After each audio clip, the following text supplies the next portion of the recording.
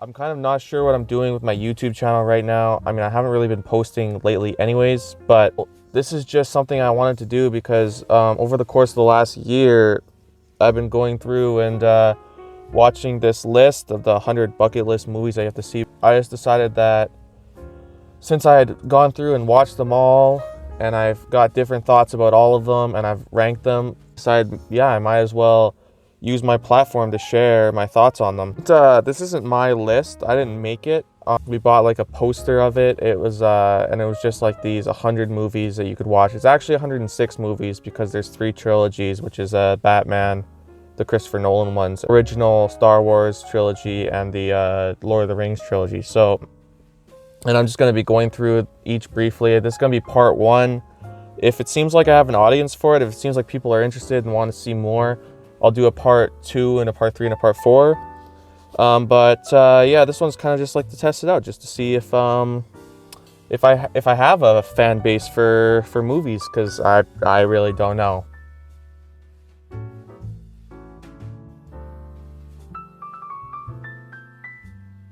So at a number 106 and 105, we have 2 movies that I did not like. Most of these movies, you know, they're iconic, they're bucket list movies, so there's a reason that people like them and I can kind of understand it. These were the only 2 where I was like, didn't really get the appeal. 106 is Titanic and number 105 is Notebook. Titanic's a James Cameron movie and the production's pretty breathtaking, the big sets. When the writing and the acting is just so cringe-inducing, I don't like to use the word cringe really, but it's just cringe-inducing, and yeah, that just ruins the movie for me, so that's why I have to give it a negative rating. I put Notebook slightly ahead of Titanic, mostly just because I liked Gosling and McAdams' acting a little better. Their line delivery wasn't quite as cringy, even though the dialogue and the writing was just as bad as Titanic, if not worse. The acting was slightly better. It's just such an unrealistic, like, romance fantasy, and it's not a movie for me, to be fair. So if you like them, I mean, that's fine, but it's just, they're not movies for me. At 104, we have a movie that I also gave a negative rating to. There's only 3 movies on the whole list that I thought were actually bad. It's one of those like cult movies that people really like, and I can kind of understand the appeal, especially for people in the day who hadn't really seen anything as provocative or as like out there as this. Like Tim Curry plays a transsexual Dracula guy. If you haven't heard about the movie before, it is quite out there and it does do a lot of interesting stuff, but definitely not a movie for me. I was not really a fan of it. At number 103, we have a movie that some people might be a little mad about being so low, but that's The Goonies. Going back and rewatching it now, The Goonies, oh man, I'm surprised at how famous this movie's become, with like the amount of like editing errors and continuity things that are all messed up. And if I had seen them, if I was like an 80s kid, I guess that would maybe be my bag. Like I might have enjoyed this a little more. But for me, The Goonies was kind of just meh. 102, we have a movie that grew on me a little bit. It's a little irritating at times. It's a little formulaic at times. But, you know, I actually did rewatch this one since the first time I saw it. And I have to admit that some of the humor I do like quite a bit. The bit with Amy Poehler I thought was really funny, even though I'm not always the biggest fan of Amy Poehler. I thought she was pretty good in this. So it's definitely a fun, like, you can enjoy yourself watching this movie. It's not necessarily targeted towards me. It's not necessarily something that is meant for me, so I can kind of understand why I wouldn't enjoy it as much. But yeah, no, I didn't hate this one. At number 101, we have Dirty Dancing, and this bottom section is full of chick flicks. Dirty Dancing was one that I thought was fine. I was kind of indifferent about it. It was just like another one of those movies that you have to see, and then you see it and then you just don't think about it again. 100 is actually E.T. And I can't not praise the special effects and the practical stuff and everything that they did. It's impressive. It's very impressive. But I don't know, just watching the movie, I don't get anything out of it personally. Like, it just doesn't do really much for me. So at number 99, we got our first trilogy movie, that's Return of the Jedi. There's so much like issues, like that segment with the singing aliens is just kind of unbearable. Like, that was just, I don't even know what that was. Yeah, no, just not something I was a big fan of on rewatch, honestly. It didn't hold up for me. At number 98, American History X. I really thought I was gonna like American History X. At one part, Edward Norton is playing basketball and it's all in black and white, and there's a shot of him jumping to dunk and it like switches to like a totally different actor and the angle is all misconstrued, and I don't know, there's a bunch of stuff in this movie that I just thought was just kind of ridiculous. And I mean, I could see what it was going for, I could see why people really like it, but yeah, no, I wasn't a big fan of this one. 97 is From Russia with Love. There's 2 Bond movies on here. We got one Daniel Craig one, for the modern, and we got one Sean Connery one. So it was interesting that they chose From Russia with Love for the Sean Connery. I would have expected maybe Dr. No or Golden Finger. I would have expected one of those two. But no, we got From Russia with Love. I thought it was fine. It reminded me kind of like Alfred Hitchcock of North by Northwest a lot. Was okay. Was decent, yeah. At number 96, we got Up, and I think Up was pretty good. Like everyone else, the one thing you hear about Up all the time is that first 10 minutes or whatever was pretty breathtaking. Was a great sequence. The music is very memorable, but the more I think about it, the more the rest of the movie just seems so forgettable to me. Like, if you didn't have that first 10-minute sequence, this movie probably wouldn't be nearly this high. I have a bit of mixed feelings about Braveheart because I think on a technical level, it's very flawed. The continuity editing is some of the worst I've seen in a Best Picture winner, because Braveheart did actually win Best Picture. And lots of stuff like the costume design, and obviously lots of people have heard about the historical inaccuracies of Braveheart, And not that I mind historical inaccuracies, but when they're so blatant that you can like tell just by watching the movie, it is a bit of an issue. I really like Mel Gibson's performance here. I really like some of the sequences. I think that some of his monologues are pretty cool. The music is obviously amazing. The music definitely influenced me to place it a little higher, but all in all, it's kind of just like a mixed bag of a movie. I can see why people love it, I can see why people hate it, and I'm kind of just in between. At number 94, we have Batman The Dark Knight Rises. This is the third Batman movie in the trilogy. Definitely the most forgettable of the 3. I don't love Christian Bale in the movie. I also didn't love Anne Hathaway as Catwoman. Thought that Tom Hardy was really good as Bane, even though his plan didn't make that much sense to me. Ultimately, it was just a movie that I didn't really, that's kind of forgettable, that kind of just falls here because of it's what it is, There's a lot of great movies to come, so Edgar Wright is someone that I've kind of struggled with while watching his movies. I liked Baby Driver. I didn't think it was as good as lots of people were saying it was. And I liked Hot Fuzz better than Shaun of the Dead. I think that's his funniest comedy, full-on comedy that he's done. But Shaun of the Dead, I mean, I don't know. I get it, lots of the jokes are pretty clever. I like the dry humor. I'm always a big fan of that. But yeah, I was kind of surprised. It just felt like another thing that was a little passive for me as an experience. So 92 is Source Code. This was one that I was enjoying for most of the movie, actually. Jake Gyllenhaal was pretty good in it. The story was pretty interesting. It's another one of those like Groundhog Day premises. Oh, I'm not going to spoil it, but the ending did kind of ruin it for me. The ending was very disappointing to me, so that's what kind of brought the rest of it down. Not that it was going to be like a top 50 movie for me anyways, but the ending did really bring it down, probably from a 7 to a 6 for me. So at 91 is a movie that I actually enjoyed quite a bit. That was the French film Amélie. This one is very colorful, very quirky. I like that it was kind of distinct. I like that it was something that I hadn't necessarily seen before.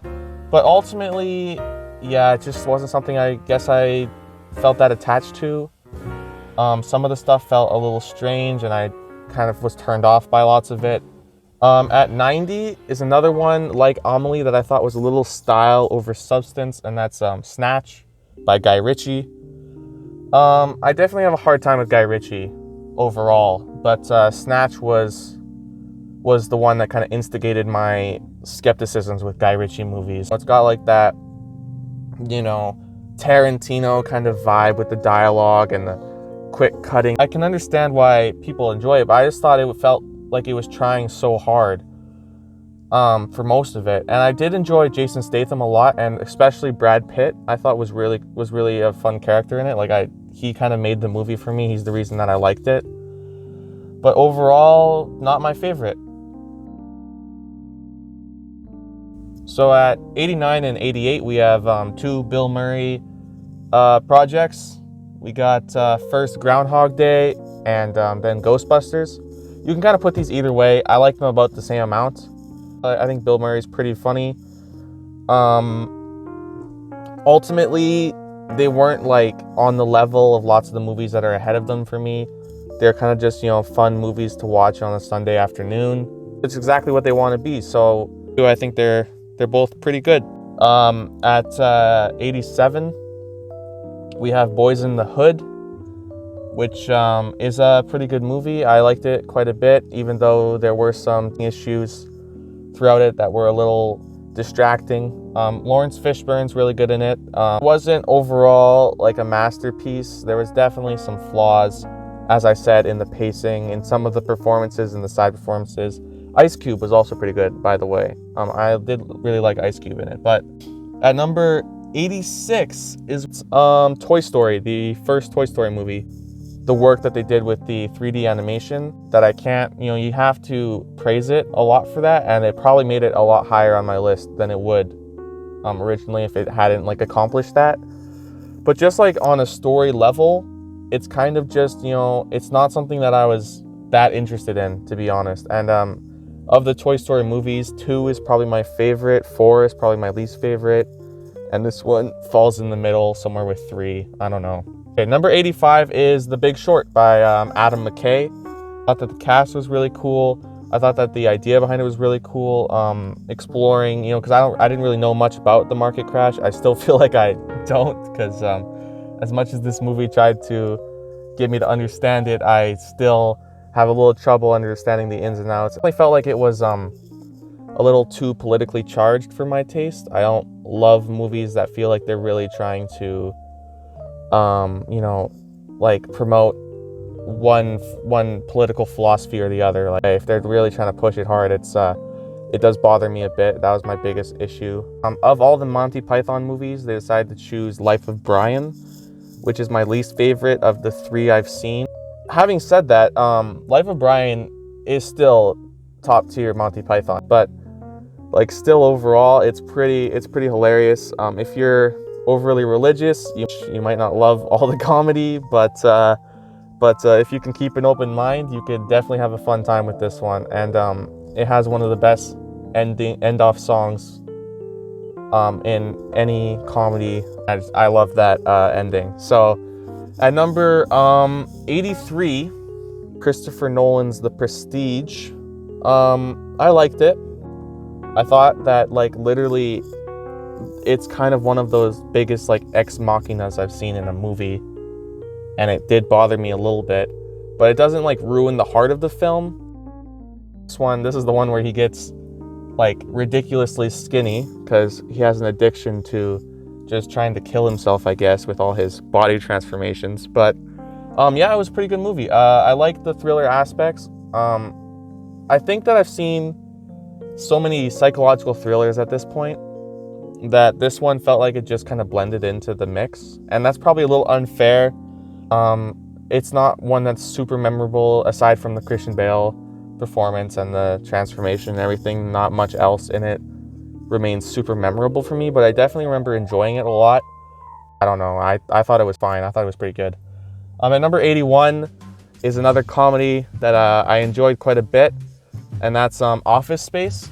It does seem like a weird choice to have Office Space on this list, I thought, but overall, it was just kind of like a fun, you know, kind of witty, kind of smart comedy that definitely is worth watching. You could watch it like a million times and probably not get sick of most of it. So now, I'm not a big slasher fan. I'm not a big horror fan in general, but Halloween I thought was pretty good. I mean, it's tropey. It's got lots of like dumb stuff, just ridiculous stuff, and the score is magnificent. The fact that they did it on such a small budget and it still feels fitted. I like a movie that's able to really utilize the practical effects to make something that, you know, looks good long term. 79 is The Matrix. I mean, maybe it wasn't time to have that much CGI in certain sequences, but like lots of the stuff in this movie still looks pretty good today. The bullet time is just like amazing that they were able to do that. Lots of the campy fight scenes and stuff I think are pretty fun. I kind of enjoyed that in this movie just because it's just like such a, you know, like 90s thing in terms of like action movies. Yeah, 78. So my expectations were too high for this movie. And at first, I did think it would end up a lot lower on the list, but the more I thought about it, the more I realized that The Green Mile was a pretty good movie. That actually had lots of heartfelt moments, lots of great performances. I don't love Tom Hanks in this movie. I think that he's done better stuff, but I don't hate him either. I mean, it's Tom Hanks. He's a great actor. 77 is Batman Begins. Good origin story, good Batman movie, good superhero movie. 76 is another Christopher Nolan movie. This is one where there's stuff that I love and there's stuff that I hate. First of all, the Hans Zimmer score is one of my favorite Christopher Nolan scores. My big issues are obviously the big issues that everyone has with this movie, which is the whole like love thing. I don't really want to explain it too hard because it is kind of like a spoiler, but the whole love thing is a little weird. A lot of exposition dumps in it that are kind of bothersome. There's some child actors that were not great. Yeah, overall, it's one that I definitely have mixed feelings about, but one that I ultimately enjoyed quite a bit. So that's part one. That's numbers 106 through 76. If this video does okay, if it seems like people want another one, I'll do a part two. You know, just leave your comments. I want to see your guys' thoughts. I want to see what you thought of my rankings. I'll try to get a list of all the movies in the description. I'll see what I can do for that. And yeah, thanks for watching. I know it was kind of long, but I hope you enjoyed. And yeah, we'll see if I see you next time, I guess.